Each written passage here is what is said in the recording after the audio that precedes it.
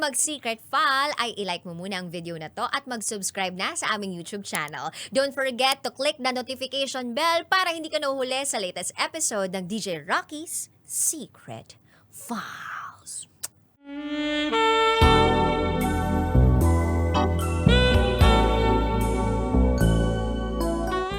And now, it's time for SPG, as in Super Backgammon Secret File.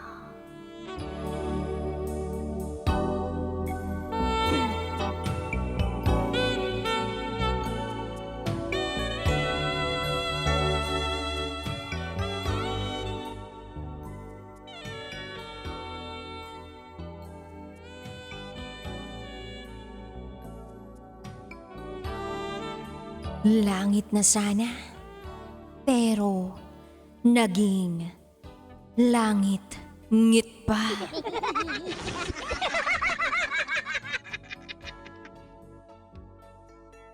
Hi DJ Rocky. Hindi ako makatulog sa mga oras na ito. Halos mag-aalas 3 na ng umaga. Kaya nagawa kong magsulat na lang ng aking karanasan.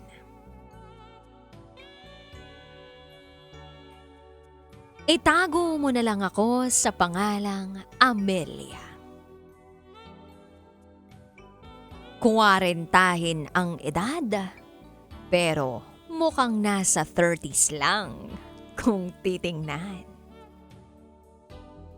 At ito ang aking SPG, as in Super Backgammon Secret File.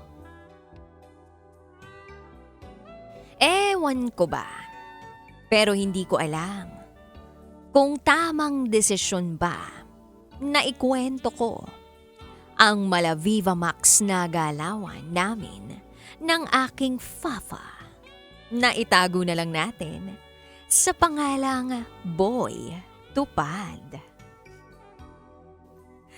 Pero feeling ko naman malakas lang talaga ang tama ko sa kanya. Kaya naman ako maramot sa ganito, kaya sige na nga. Hindi ako maramot sa ganito, kaya sige na nga. Ikukwento ko na lang yung tungkol sa naganap naming bakbakan. Kani-kanina lang. May 5 oras pa ang nakakalipas. Sobrang sariwa pa ng lahat ng mga ganap sa amin ni Boy Tupad. Biglaan lang kaming nag-check enjoy kanina. Boom! Dinaanan niya ako ng 4 wheels niya doon sa may kanto namin. Ang bongga. Ganda-gandahan tuloy ang lola niyo. Sundot hatid. Pinanindigan ko ang aking pagiging passenger princess. Actually, wala naman talaga sa plano ang pag-alis namin. Siguro tinamaan lang talaga ng L ang fafa ko habang nasa kabilugan ng buwan.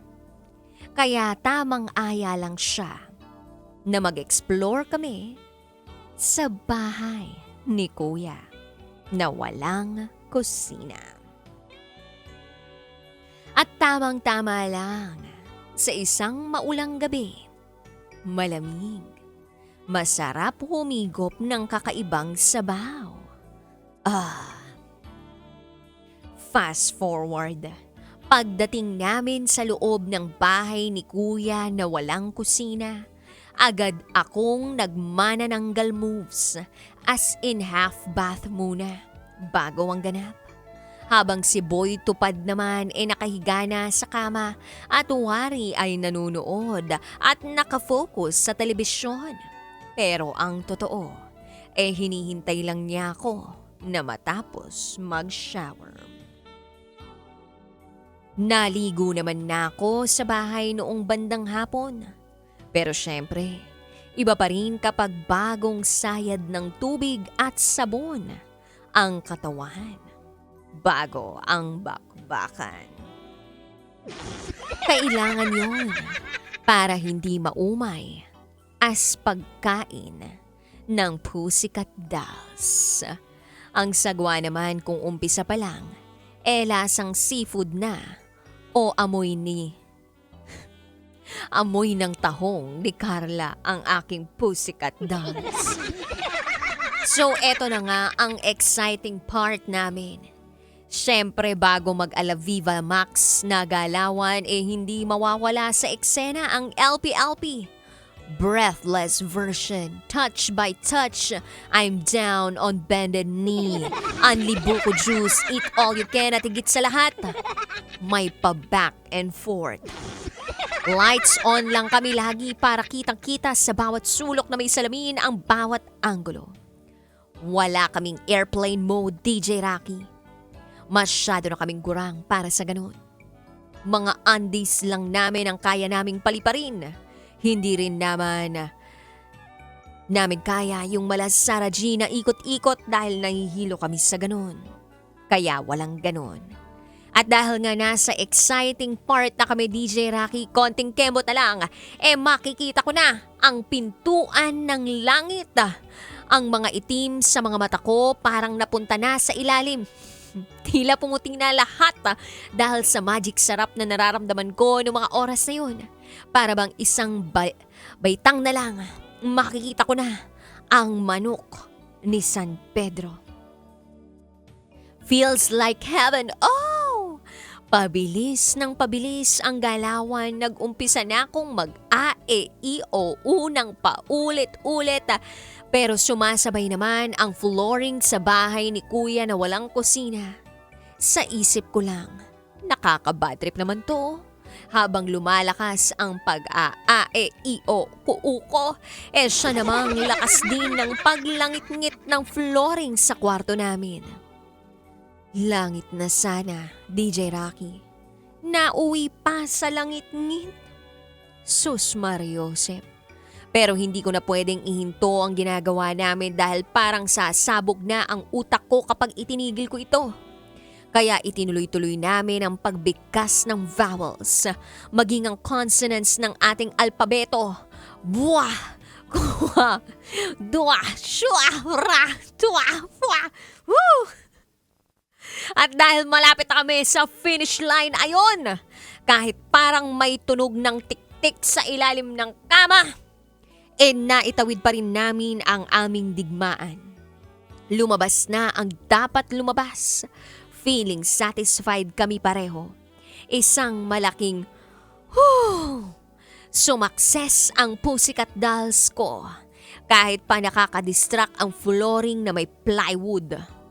Sabi ko pa rin kay Boy Tupad na hindi ko tuloy nasigaw ng malakas ang aking a-e-i-o-u dahil sa napakagulong flooring.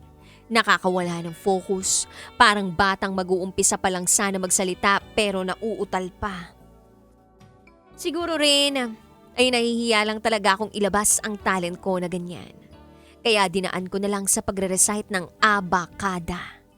Ngayon ko lang tuloy nasabi na mas masarap bigkasin ang alphabet kesa basahin lang sa isip. Kaya lesson learned, rock the floor before Versace on the floor. DJ Rocky, hanggang dito na lang. Muli, ako si Amelia. At ito ang aking SPG. As in, super Bagnern Secret File.